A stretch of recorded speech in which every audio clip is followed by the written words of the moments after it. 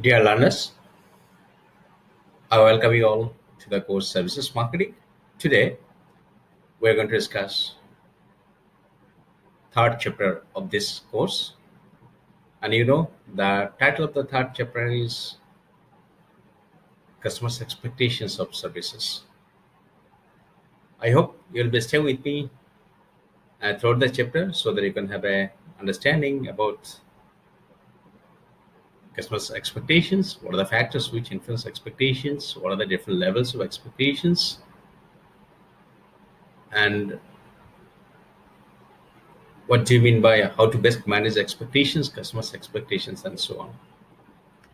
Let us see what are the objectives of this chapter.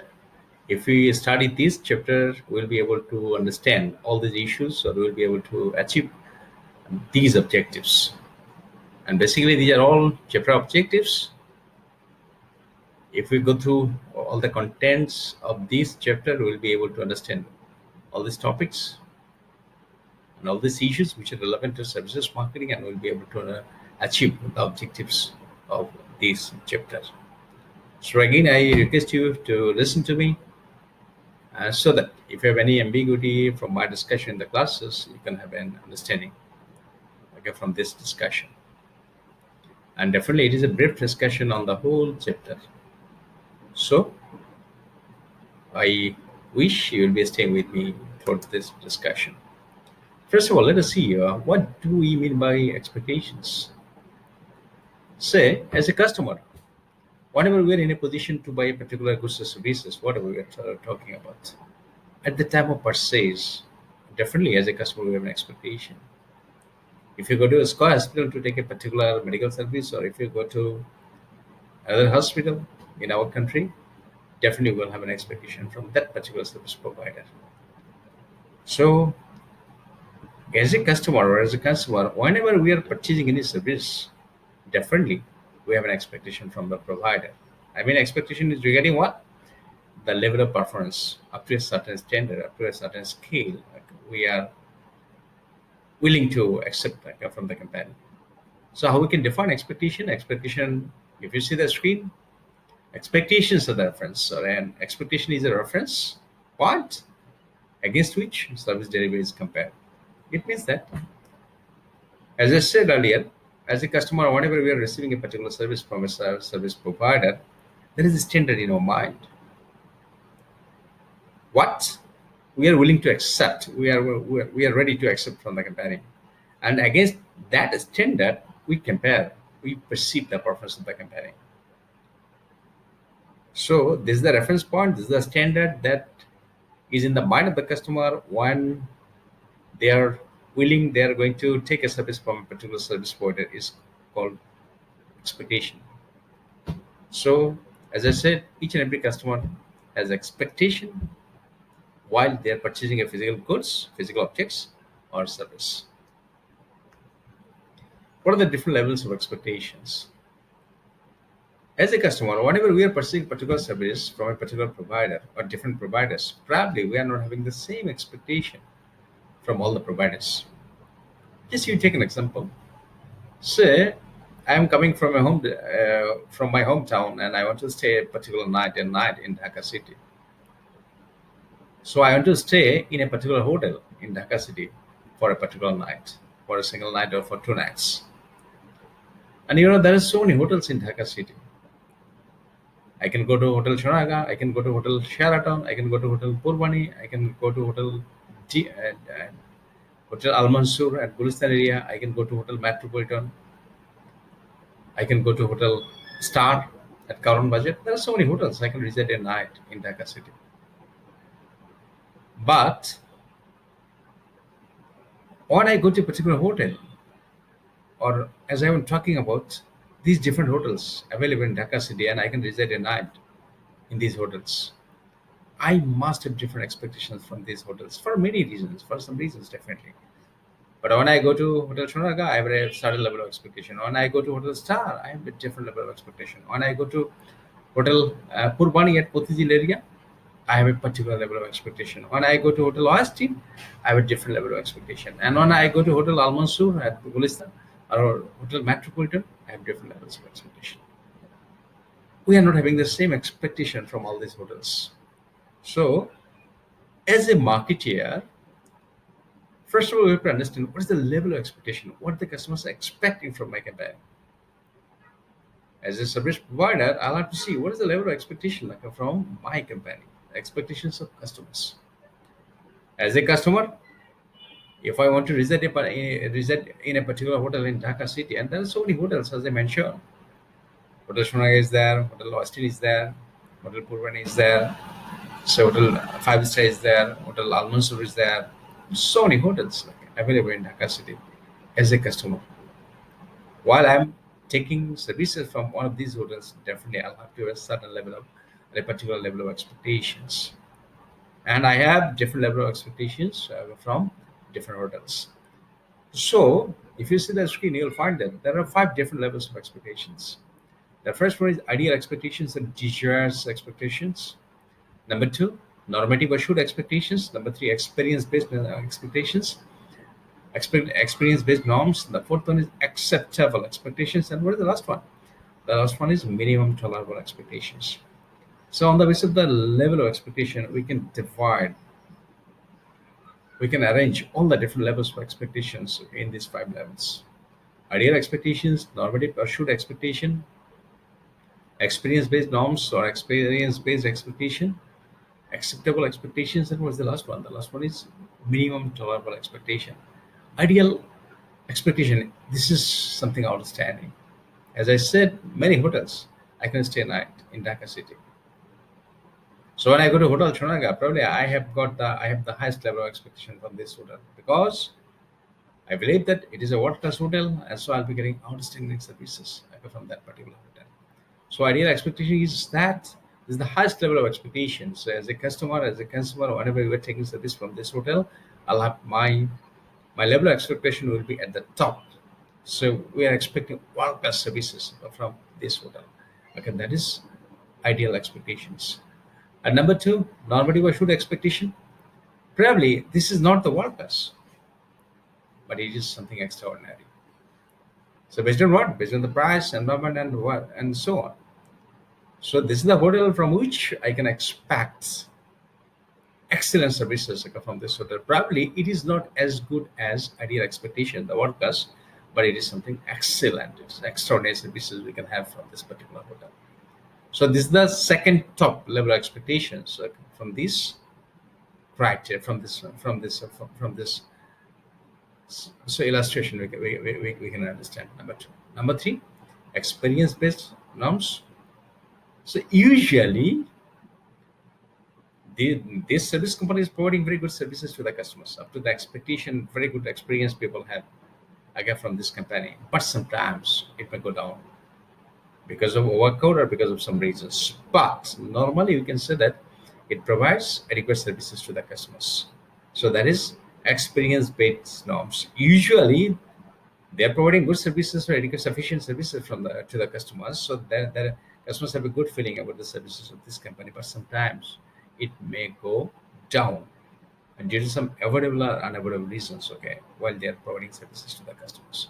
That is experience-based norms. An acceptable expectation.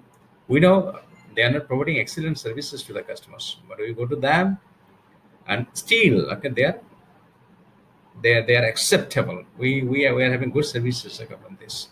At least we can accept it, but it is not world class. It is not extraordinary. It is not excellent. We know, but still the services they are providing to the customers, which is acceptable to the customers. And second bottom, the last one is minimum tolerable expectation. We know their services are not well at all. They are not providing good services to the customers, but still we go to them to take their services. Okay, due to some constraints, probably avoidable or unavoidable constraints, because of price, because of time constraints, and so on. We know their services are not good at all, but even though we go to them to take their services because of some constraints, it can be financial constraints, it can be time constraints or other constraints. We take services from them. Minimum tolerable expectation. So The other different levels of expectations. As a marketer, we'll have to understand what expectations the customers are having, okay, from my company. Whether they are having ideal expectation or a minimum tolerable expectation. Because based on their expectation, we'll have to design our marketing program. Because we want to satisfy customers, and customer satisfaction is the function of customer's expectation. So you'll have to see what is the expectations of the customers from my campaign. So based on which I can design my strategy, I can design my marketing mix and so on.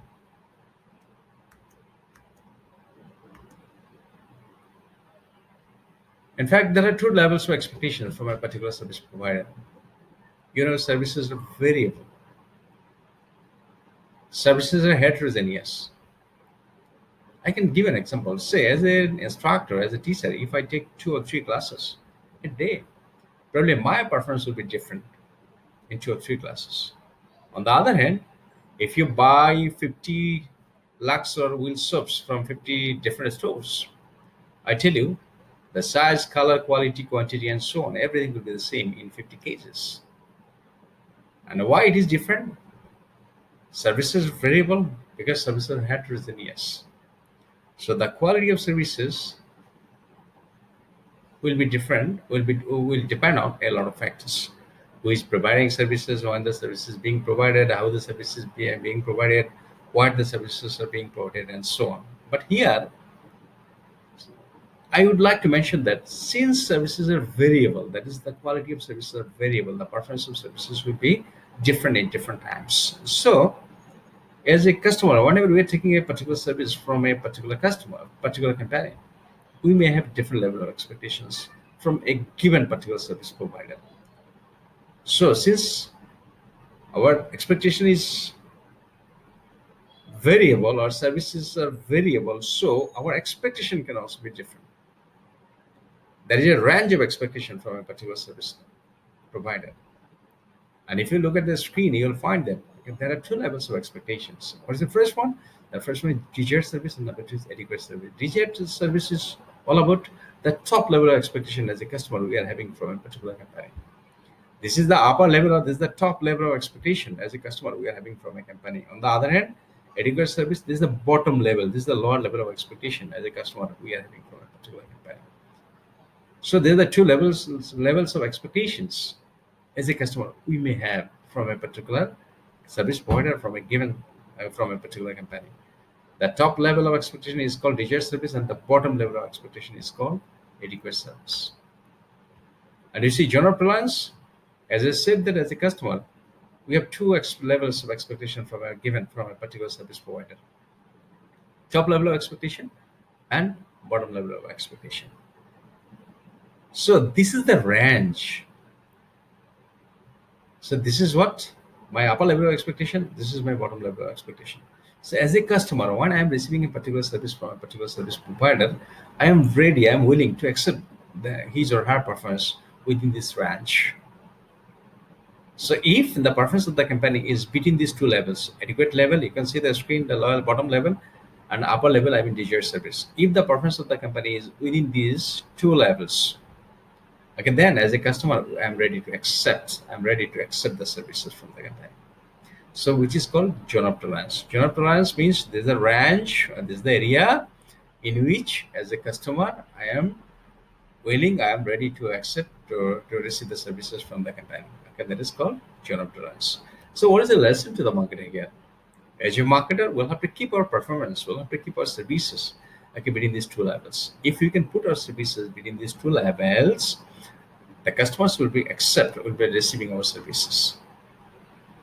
But if we go above this desired service, it means that our performance, our service delivery, our performance will be higher than the desired service. That is upper level of expectations of the customers. Then I tell you, it will become a wow factor. Wow factor, I mean, customers will be delighted. Customers will notice your services, what is service they're getting. On the other hand, if your performance go below adequate service, this is the bottom level of expectations of the customers. Your customers will also notice it. Customers will be frustrated because the performance of the company is below the bottom level of expectations of the customers. So what is the lesson to the marketer? we'll have to put our services within these two levels. We'll have to put our services in this zone of tolerance. So this is the area where we'll have to keep our services. Now see, what are the factors which influence desired service?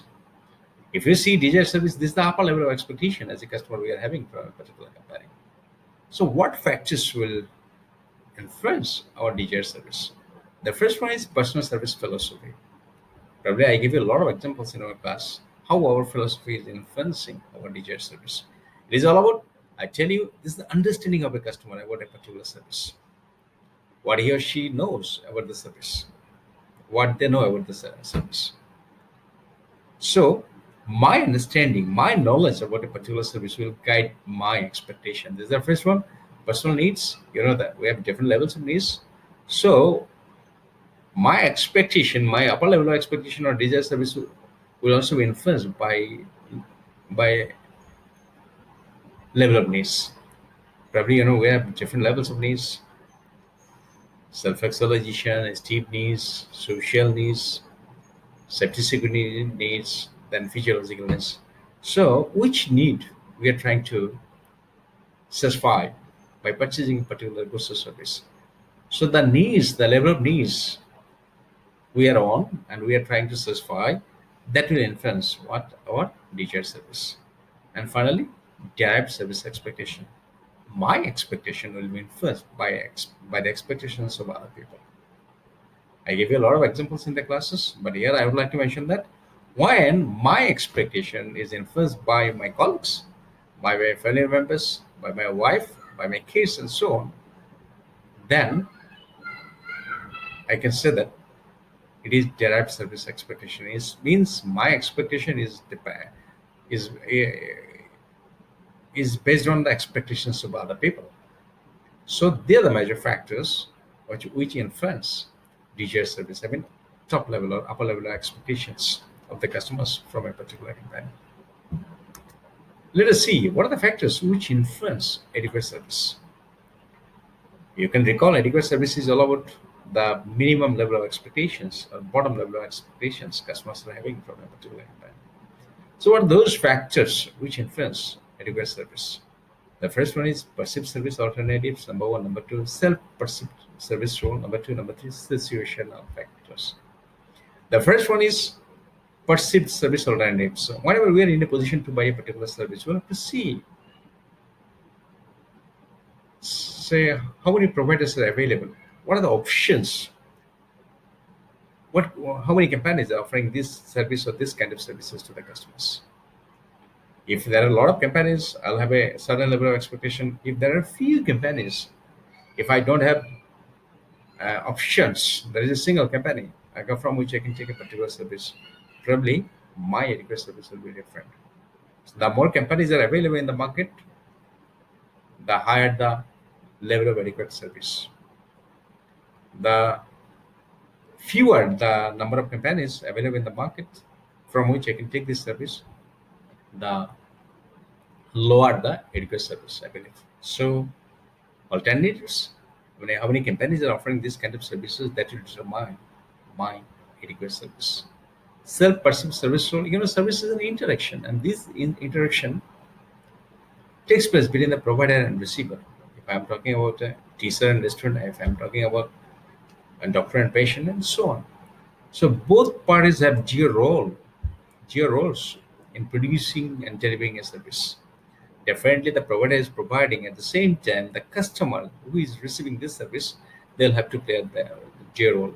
So as a customer, if I play my geo role, record role in taking a service, then I'll have a certain level of expectation. On the other hand, if I don't play as a customer, if I don't play my geo role, record role in taking a particular service, probably I will have a different level of expectation. So as a customer, what role I am playing in taking a service, okay, that will determine, that will influence my adequate service. And financial situation factors. In what situation are taking a service? Say for example, so in this pandemic crisis, right now, if we take any service from any doctor, probably it is something big. It is so delighting to me or not, to me right now. because getting a medical service from a doctor is so crucial right now. In a normal situation, probably it is not crucial, right? So, in what situation we're taking a particular service, that situation or situational factors will also influence our adequate service. So, they're the factors which influence our adequate service. Then the next topic, you can see the illustration, predictive service. Predictive service is all about prediction or forecasting by customers about a particular service which the customer is going to take. Predictive service is all about the prediction of the customers about a particular service before they are going to take the service. That is all about predictive service. And I tell you, there are some factors which influence predictive service. What is the first one? Explicit service promises, implicit service promises, word of mouth. And what is the last one? The last one is past experience. Explicit service promise, it means that as a marketer, what we are communicating with the customers formally, what level of preference, what are the words I'm talking to them, what are the promises I'm making to my customers, what I'm preaching to the customers in my formal communication with my customers. So that is explicit service promises. It means that as a marketer, what we are talking about our services okay, to the customers, to the customers. This is number one. Number two, implicit service promises. So what we are not communicating in our formal communication. Probably there's so many things which are not communicated, we are not communicating. But we try to create an impression okay, to our customers about the level of preference of a campaign. So what is that? Implicit service promises. So what we are saying and what we are not saying separate. So which will have an influence on our predictive service. Word of mouth, this is the most important, most influential communication tools in marketing. And this is only the communication tool that is not controlled by the marketer or marketing manager. It is controlled by the customers. So, what customers are saying, what your colleagues, what your friends, family members are talking about a particular goods or service. If they are talking good, talking positive, talking high about a particular goods or service, probably it will raise your expectations. If they are not talking bad about a company, if they are sharing bad word of mouth about a particular company with you, in that case, probably it will lower your level of expectation or predictive service. So, what you are listening to other people, your friends, family members, and so many other people about a particular service. So, your listening to other people will influence your expectation, your predictive service, the service you are going to take from a particular company. And the last one is past experience. I mean, your experience. If you are used to taking a particular service from a particular provider, so you have an understanding what service you are going to have.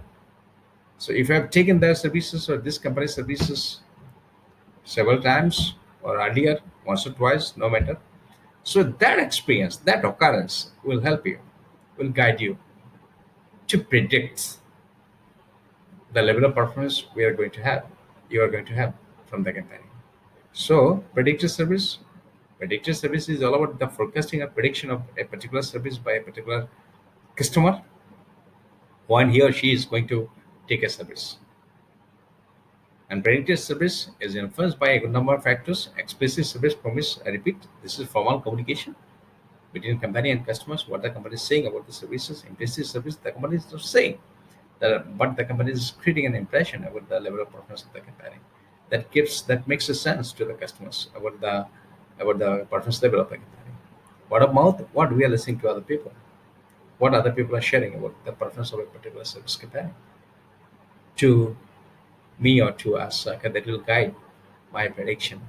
And experience, if I had services from a particular company, so my experience will guide me to predict the performance, the service of a particular company before we take the service from the company. And as a marketer, definitely how a service marketer can influence customers' expectations, surely. As a marketer, we can influence the expectations of the customers. In fact, this is the decision of the marketing manager where they want to keep the expectations of the customers. As a marketer, we always try to satisfy our customers. So if we want to satisfy our customers, we'll have to understand what is satisfaction. Satisfaction depends on expectation. To what extent we can meet the expectations of the customers. So for the smart marketers, first of all, we have to best manage the expectations of the customers. We'll have to keep the expectations of the customers in such level that we can reach, that we can satisfy, that we can meet.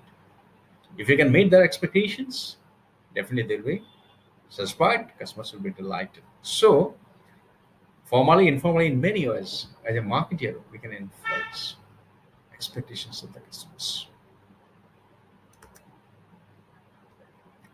How does a company exceed customer service expectation? Yes, as I said earlier, we'll have to try to best manage the expectations of the customers. As I said, customer satisfaction is all about the function of customer's expectation. So we'll be keeping the level of expectation in such level that we can meet that, or we can perform, we can overperform the expectations of the customers. It means that we'll be performing our service in such a way, in such manner that will exceed the expectations of the customers. And if you can do so, our customers will be highly satisfied, will be delighted.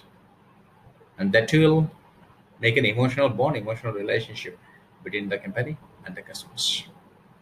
So this is all about this chapter. I hope you'll go through it, you'll listen to this, and beside our classroom discussion. And I believe it is you'll get